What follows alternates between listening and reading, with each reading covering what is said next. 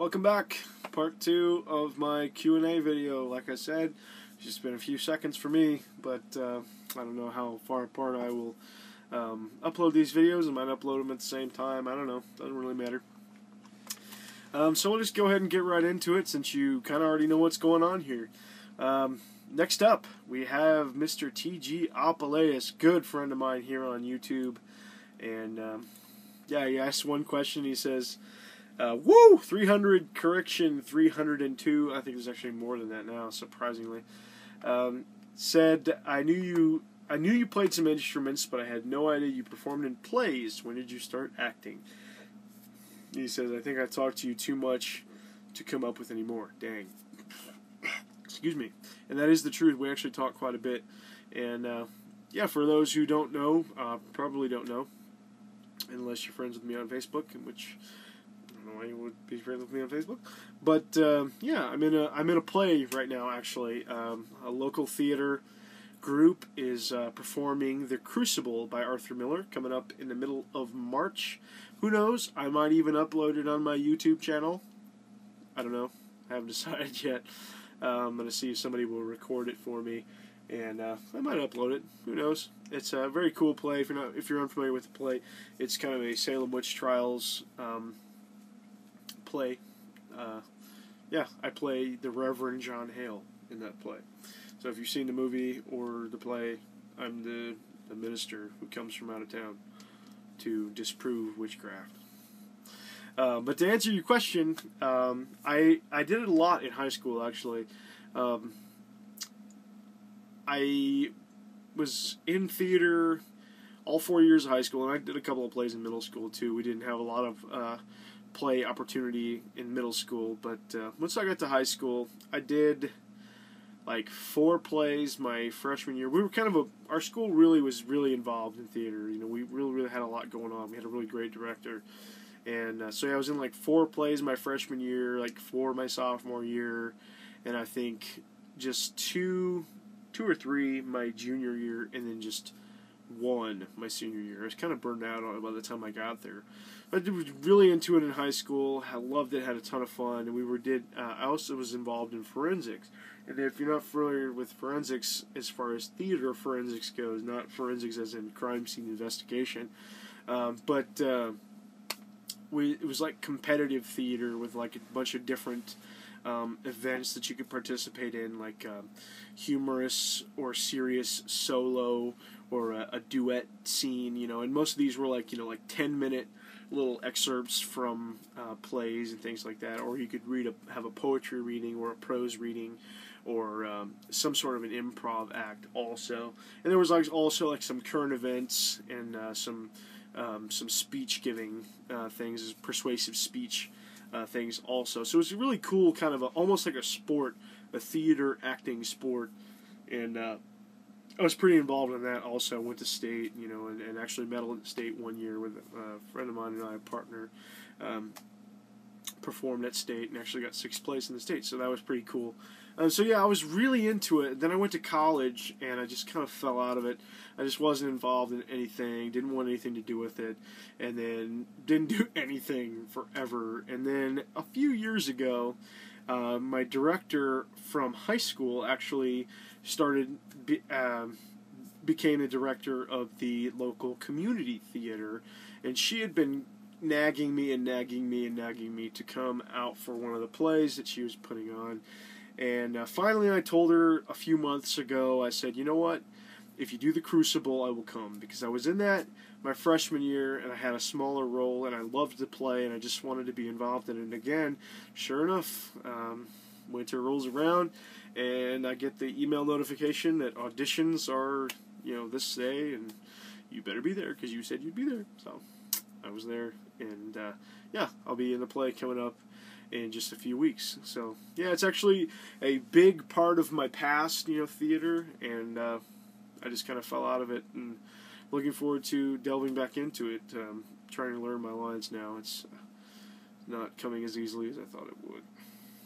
But yeah, I play a lot of instruments too. Actually, I play the bass, the guitar, and I dabble in lots of other things. I'm not, I don't consider myself able to play these things, but I dabble in the keys a little bit, and I do play the trumpet too. I don't know if I mentioned that.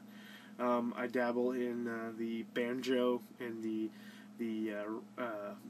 Ozark Mountain dulcimer and a few other things here and there. I have an organ downstairs that I play every now and then, just mess around with. I have a didgeridoo. I have a sweet potato ocarina hanging on the shelf here. Sweet potato ocarina. I don't play it, but I have it. And I'd like to learn sometime, but I'm just too impatient to learn. I have lots of instruments. I have harmonicas and things like that. Yeah, I play a lot of instruments. But I'm not good at any of them, so I just like to play with them. Okay, next question is actually not a question, just a comment from my good buddy Austin McCurt here on YouTube. Great channel, great guy all around. He says, "Congrats, dude. Keep rambling," and keep rambling I will. Thanks a lot, Austin. Steph's Too Deaf, who I actually didn't think was subscribed to me, but it's awesome if she is, because she's got a fantastic channel. Says, "Congrats on 300 subs. Love the idea of a Q&A. What are some of your favorite games of last generation?" Sounds kind of weird to say, but I mean the Wii, 360, and the PlayStation 3. So, looking over at my collection of those games, I have some of these face down, because I was trying to sort through something the other day and forgot to put them back face up. Doesn't matter. Yeah, if I'm going to just pick some out here, the Splatterhouse reboot. I know a lot of really thumbs down like crazy, because I'm holding up this game, but I freaking love this game. One of my very favorite games ever. Not just of this generation, but ever. This is a great game. I love it. Here's another good one. Red Faction Armageddon. Another instant classic, in my opinion. It was really great. Loved it so much. Quake 4. Man, I love Quake 4. This is a really great game. Also,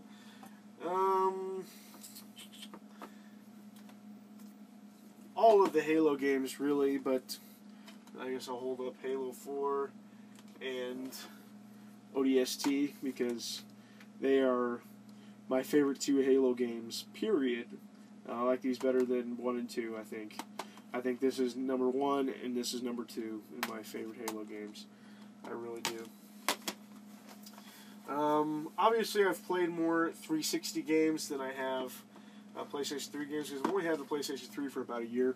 Enslaved, Odyssey to the West, another instant classic and really, really underrated game. This game is fantastic.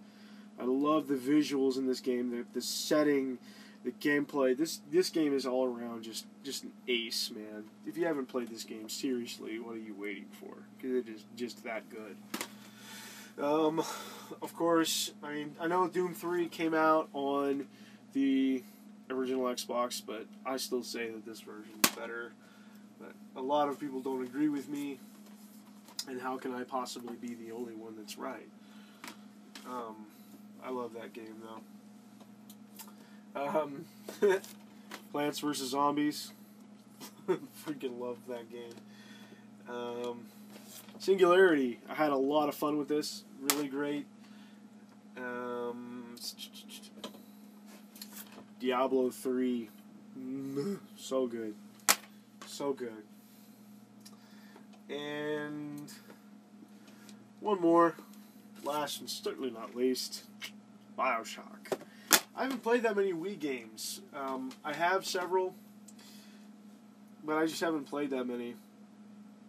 I have Xenoblade, but I can't possibly say that that's my favorite because I haven't played it, so I don't know. I really liked Mad World on the Wii a lot. Kind of another kind of underrated game, really cheap. I think I got mine for like $2 or something like that at GameStop. It's a really fun hack and slash game. Muramasa the Demon Blade, fantastic. And if we're talking handhelds, I don't know what considers last generation. I guess DS, PSP would be considered last gen as far as handheld go, and I love handheld games. Maybe even more than console games because I tend to play them more. But I would say definitely the new Super Mario Brothers is one of my very favorite DS games. Even though I haven't beaten it yet, but I've played like 40 some hours. The first Rune Factory is just brilliant. Etrian Odyssey 3. Once again, haven't beaten this one either, but it is fantastic. Love that game. I did finally get a reprint cover for that on coverproject.net. Somebody finally uploaded that, so that was nice to get. And yeah, I mean, I love the DS. Probably a bigger fan of 3DS, but 3DS games aren't quite as cheap as DS games yet. And PSP games, only ones I've played a lot of. I loved Dissidia Final Fantasy. That one is great. 3D fighting game set in the Final Fantasy universe. And that's really sad as it is. That's really the only PSP game I've played at length. I've played several other ones, for bits of time. Loco Roco 2 is great. I've put a couple hours into that, and Final Fantasy 2. I've played that quite a bit, but I've played that game before, so it was just kind of, I don't know why I started it again instead of moving on to something I hadn't played yet. And Trails in the Sky, of course. I played a couple hours of that, and that's really great too. So, thanks, Steph, for that really great question. And it is definitely weird to say last generation as the PlayStation 3 and Xbox 360, especially since games are still coming out for both systems.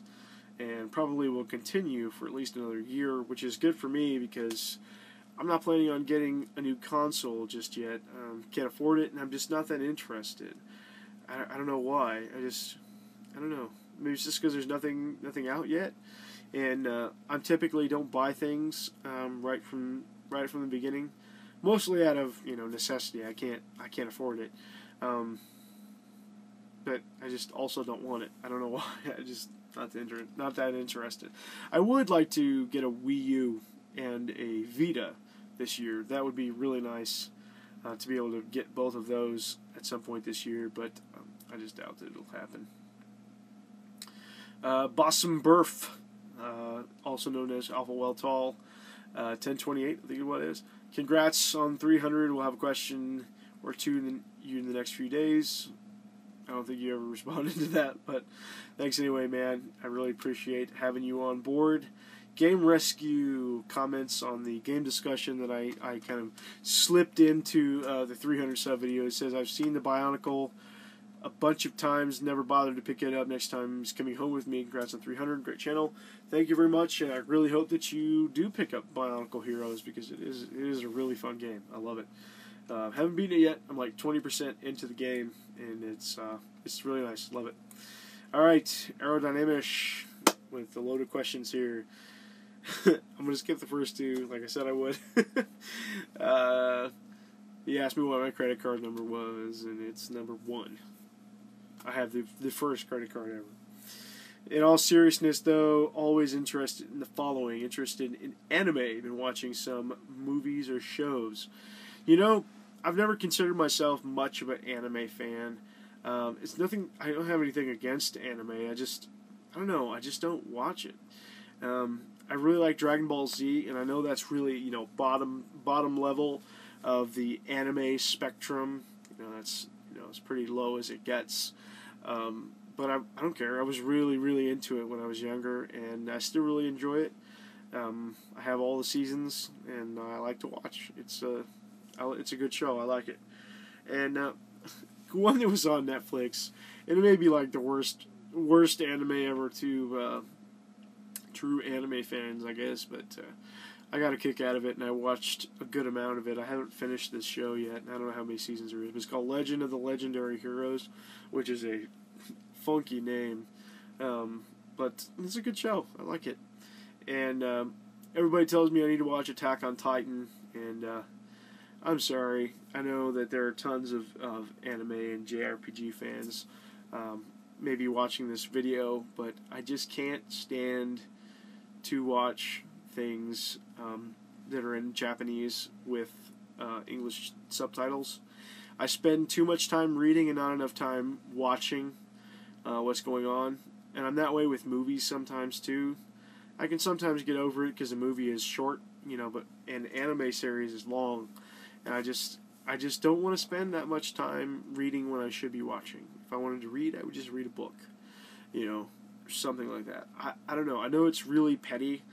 I don't know. I can't stand to watch shows with subtitles. And Attack on Titan, I know it just came out on Netflix, and everybody says how good it is, and I believe you. I do. It's hard for me to want to watch subtitles. I'm sorry. Moving on. Top places. Oh, and I should also say on that I've never seen a Ghibli movie, so sue me.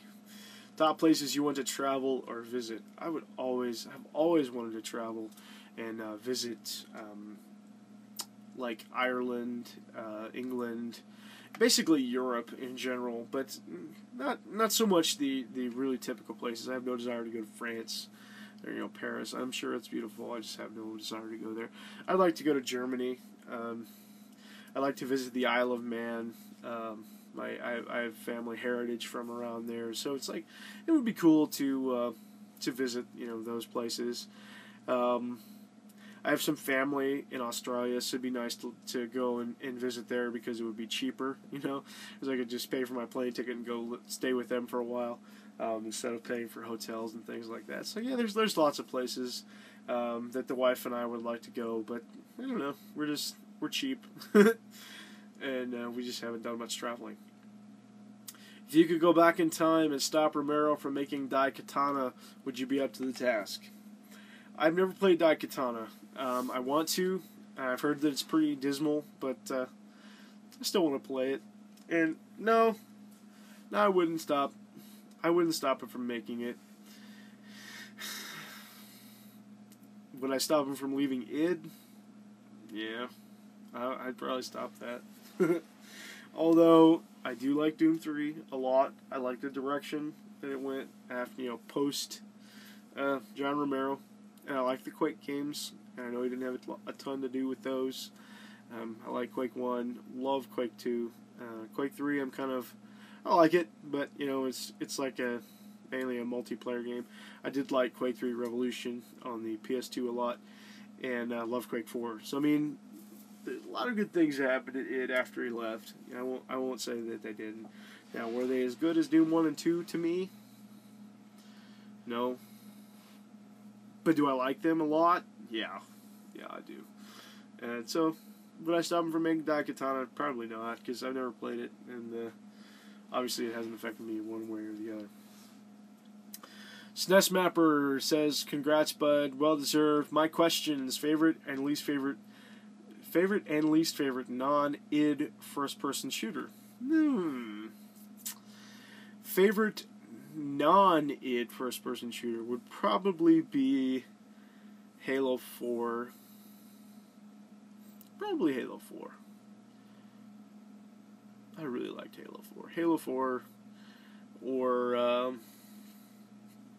I don't know, BioShock. I don't know, that was a great game. I loved BioShock. Man.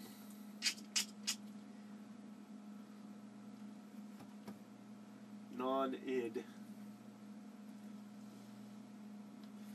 That's tough because most of my favorite first-person shooters are id games.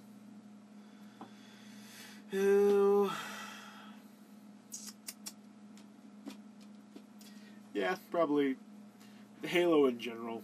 Least favorite? I don't know. I've never played a first-person shooter that I really just hated. I don't know. I don't know. I guess I really don't have a least favorite. Yeah, I don't really have a least favorite. Sorry. I wish I could pick one, but I just never played a first-person shooter that I just really hated. I guess I really didn't care. I guess if I had to pick, Call of Duty 3 really kind of frustrated me. I don't know. I don't know if I'd call that my least favorite. It wasn't very good. I got through it and it was enjoyable enough, but I mean, it wasn't very good, if I'm being honest. Favorite online game? I really got into Halo 4 online multiplayer. You know, Steven can attest to it. You know, we played a lot together, you know, and I played a lot separately also. And I've played a lot of online Call of Duty in my day too. Not so much anymore since I let Xbox Live Gold expire, which is a shame because I probably would still play some Halo 4 and like Call of Duty Ghosts. I would probably still play. I kind of kicking myself actually for buying Ghosts on the Xbox 360, especially since I let Gold expire. It's like, you know what? I could still be playing a little bit on the PlayStation 3 if I still had it, and I probably would. I probably would play it a lot actually. But oh well, I like having it on 360. It's a great game anyway. I don't care what anybody says. Ghost, it's good. I liked it. And favorite controller, yeah, it's gotta be the old trusty 360. Although I really like the original Xbox controller too. Some people really hate it, but I really enjoy it. This controller is really dusty, but there it is, the old standby. He's not failed me yet. I love it. Okay, and that's it. Oh, thanks a lot, SNES Mapper. Great questions. Next up, I'm not even gonna try to pronounce your name, dude. You've been following my channel for a while, and you always have good things to say. Apparently, your name is George because you said George at the bottom of the comment. Your name is Kujoku Kloss. Starts with a K, ends with a LOS. You can use your imagination. Says, congrats, dude. Congrats. Question: If the next gen goes digital only, will you go on gaming as you do today, more or less, or not at all, and why? Just for me, something like that happens. I'm on the boat for next gen. Just like to hear your thoughts. I've kind of already answered that. I'm not sure if it was in this video or the last one. You know, I'll pretty much just keep it on. You know, as best as I can. I really don't buy that many new releases as it is now, and I don't mind digital so much. Not as much as other people seem to, which is, you know, no problem. You know, they have every right to feel. I understand their apprehension completely. I mean, because you never really own something that's digital. I mean, not really. I mean, I don't know. Not like you own a disc. I get it. It's just I don't mind as much as other people, and that's, you know, but that's just me. I'll do what I have to do. And Tenoshki 07, also another long-time follower, just a name that I can't pronounce. Thanks a lot for the comment and questions. Congratulations on breaking the 300 mark chance. Now that question, many others already asked questions I was going to. What kind of metal do you like most? I like symphonic metal the most, with my favorite being Nightwish. I've heard a lot about Nightwish, but I've never actually heard Nightwish. And if you had to pick one favorite RPG, which one would it be? Tough one. Very tough one. What kind of metal do you like most? I'm a big fan of drone metal, which a lot of people don't know about me. I'm a big Sun fan. Can't really see it. And that just fell. I'm a big Sun fan. Monoliths and Dimensions. This is one of their. I think this is actually their last album, latest. I don't want to say last. It's really great, and I'm a big fan of a Japanese drone band called Boris. Love Boris, but I also really like just this really rich instrumental metal. You know, I guess you could call it. Of like mono. Mono is really great. Let's see. drawing blanks here. Someone in the same vein as Mono. Had it on the tip of my tongue. I don't know, doesn't matter. Mono's another Japanese band, and I'm fairly new to them, actually. Just got into them, within the last year or so, and they're just fantastic. But I also really like kind of some more melodic, sludgier, I don't want to say quite black metal, because it's not really black metal, but it's kind of in that vein. There's a band called Twilight that's got Aaron Turner from ISIS and a bunch of other people from other black metal projects, and they do just a really great thing. And I like a band called Blackwaves a lot. They play instrumental kind of, I don't know, it's really hard to describe. So Blackwaves, they're a German band, I believe, and pretty I don't want to say, what do I say? I don't want to say obscure because it'll sound like a hipster, but kind of underground, not very well known. I don't know anybody that really knows them, and I just, happened to fall upon them somehow. I don't remember how I found them, but they got a great name, Blackwaves. I'm Doomwaves, and they're Blackwaves. What a great name. But they're really good. I like a lot of things. I know I'm leaving a ton out. I have a Last.fm page. But if you're unfamiliar with Last.fm, it's actually kind of a dual-purpose kind of website. The primary function of Last.fm for most is actually like an internet radio, similar to like a Spotify or a Pandora or something like that.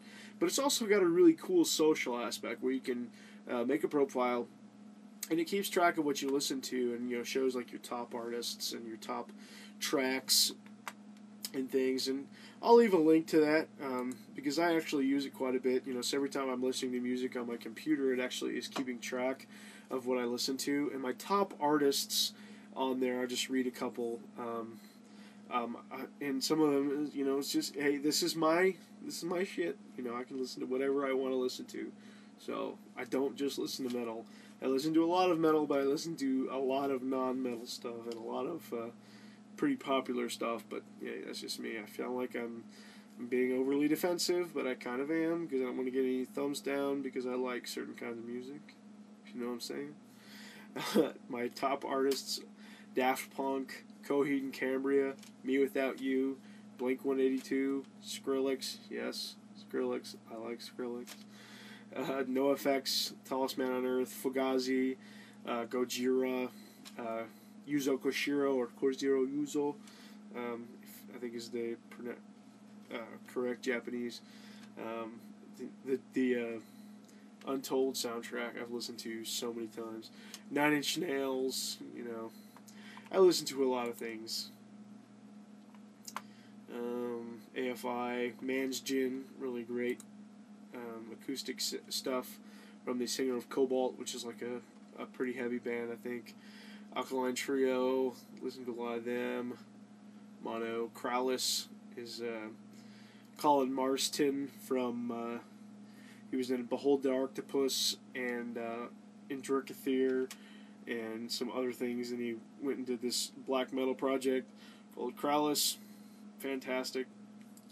Really great. Love Sun. Love Boris. There's a lot of things. Check out my Last.fm page if you're interested. I listen to a ton of music. If I had to pick one favorite RPG, what would it be? Tough one. I would say probably leaning more towards Etrian Odyssey Untold as being my favorite RPG. Period. But I have a very soft spot for Final Fantasy X. That is one of my favorites. And Negatron 1001 says, "Congrats! I have a couple of very different questions. What is one classic game in your library that you regret not trying out yet?" Interesting. I would say the only one. Well, there's a couple. I have Secret of Mana on the Super Nintendo. I've played a bit of it. It's not that I haven't tried it out. I just haven't gotten very far into it, not really gotten hooked to where I could actually finish the game. I've got Final Fantasy IV Complete Collection for the PSP sitting over here. I know the PSP isn't necessarily a classic system, but Final Fantasy IV is a classic game. Haven't finished that yet. Haven't even started it yet. I don't know. I've got Lunar Silver Star on my phone, Silver Star Touch. Haven't played that yet. I don't know, something about, I don't want to play it on the iOS. I tried it out, and I just couldn't, it just didn't feel as good as they did on the iOS. They felt fantastic on the iOS, but for some reason Lunar just doesn't seem to work quite as well. Still need to finish Dragon Warrior 2 and 3. Yeah, it's such a daunting task to want to go back and play Dragon Warrior 2 after my save data got corrupted on my Game Boy cart. I guess, Ocarina of Time, Majora's Mask, I hear they're really great, but I haven't played either one of them. I have them on the GameCube collection. So yeah, I mean, there's lots of games I need to go back and finish. Second question, will digital gaming models like Steam and even consoles to an extent make traditional gaming collecting obsolete? I don't think it'll make it obsolete necessarily. You're still going to have collectors out there who still want the classic stuff.